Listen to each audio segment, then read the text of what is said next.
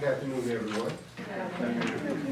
That pretty much sums up my story. I was just thinking, as Michelle was talking, I haven't had a lot of experience with activism and studying what that's like and moving in an intentional direction in that vein.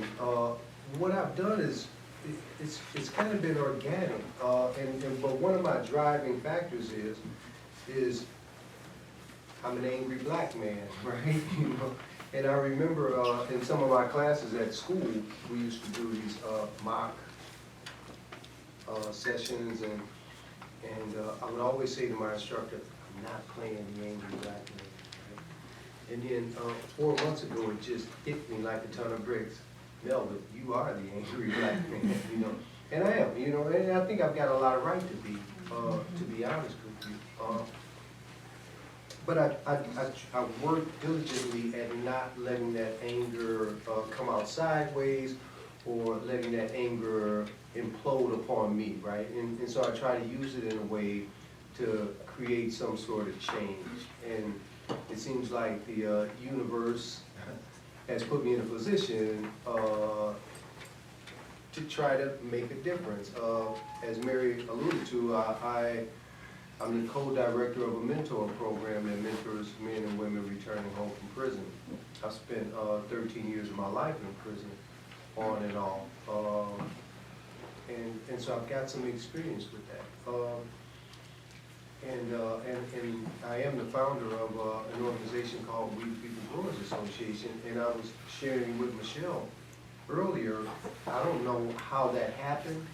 You know, up until 3 years ago, I couldn't even spell vegetable, right? You know, had no intention of growing a vegetable at all. And this wonderful lady where I used to live at passed away 3 winters ago, and she had a 3-by-9-foot raised vegetable bed, and somehow or another I inherited her vegetable bed. I didn't ask for it; it just landed in my lap, and I thought to myself, "The fuck am I not supposed to do with this vegetable bed?" Right? And so one day I was out there cleaning out that vegetable bed.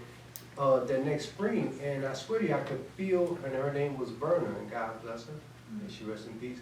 I could feel Verna's spirit come over me, right? And I'm like, oh, look, Verna, you know I don't know what I'm doing here, but I'm gonna do the best I can in honor of you.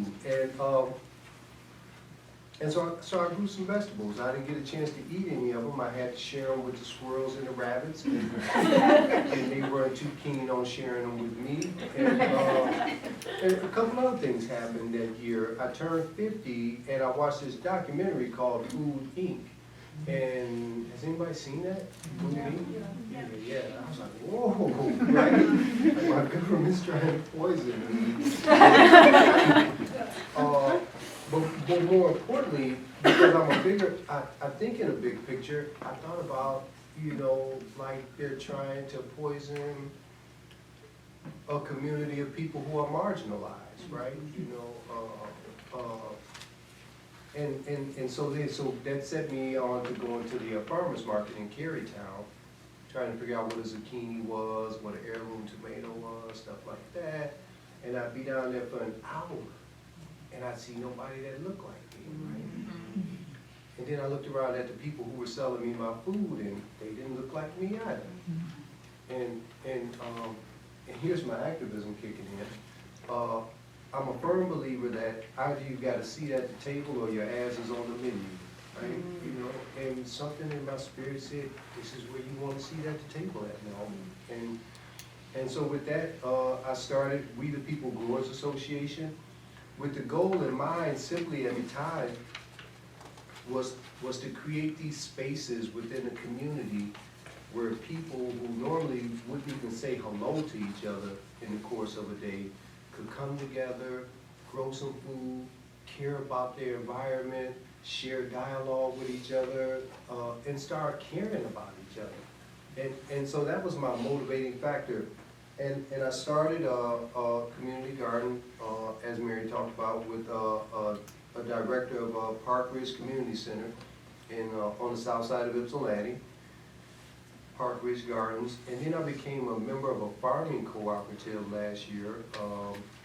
And it was so I went from having that 3-by-9-foot raised vegetable bed the year before to having created a community garden, and then within that farming cooperative, I created 14 vegetable beds that were 20 feet long each, and I grew everything from corn, beans, squash, tomatoes, potatoes, broccoli, collards, kale, beets, carrots, oregano, thyme, onions, strawberries, and I don't know what the hell I was doing, right? You know, and some of that stuff grew, some of it didn't, right? You know, but during this whole process, I made a lot of amazing connections with a lot of wonderful people who believe in environmental justice, right? As a whole, specifically, they believe in food justice and food access and healthy eating and all these things.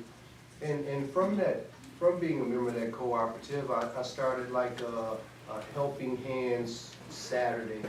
And there were times on Saturdays where there would be over 30 people out there helping out, you know, friends, families, some classes from here at University of Michigan, some classes from Eastern Michigan will come out. It's really just gained a lot of traction.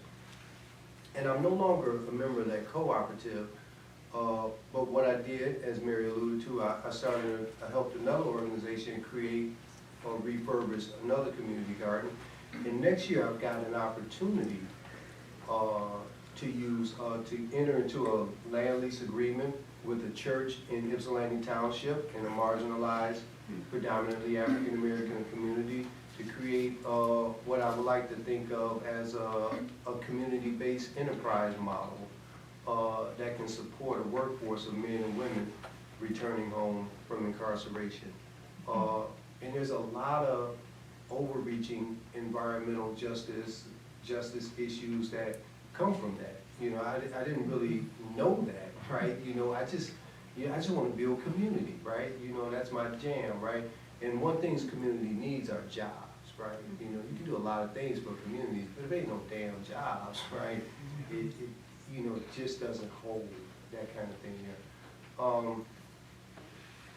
And so I'm an activist at heart. I'm always looking for a fight, you know, that kind of thing, in relation to justice, you know, social justice and social equality. So, you know, I'm really, really humbled, right, to have gone from the place that I've come from to be sitting here and holding you guys' attention, if nothing but briefly, you know, for the moment. I watched a documentary on Netflix that I recommend everybody see. It's called 13. And it's so powerful, right? You know, environmentally, right? You know, the judicial system, other systemic systems, educational systems, right?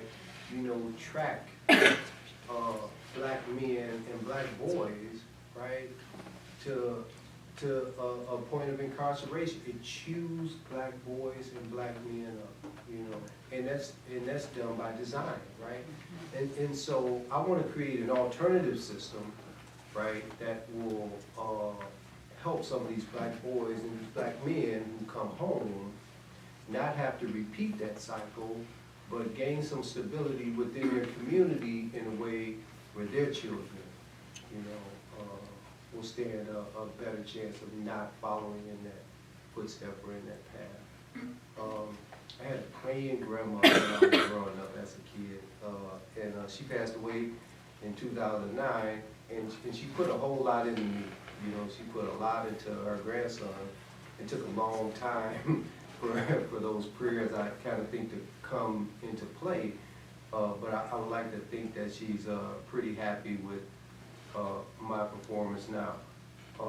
But with that being said, I couldn't do any of the things that I'm doing right now without a whole lot of help and support from people like yourselves who inspire me with your goals and ambitions and fight and vigor, and from a lot of friends of mine that support me in a way that helps me move in an intentional direction try to make a positive difference in this lopsided world in which we live in. And that's all I have.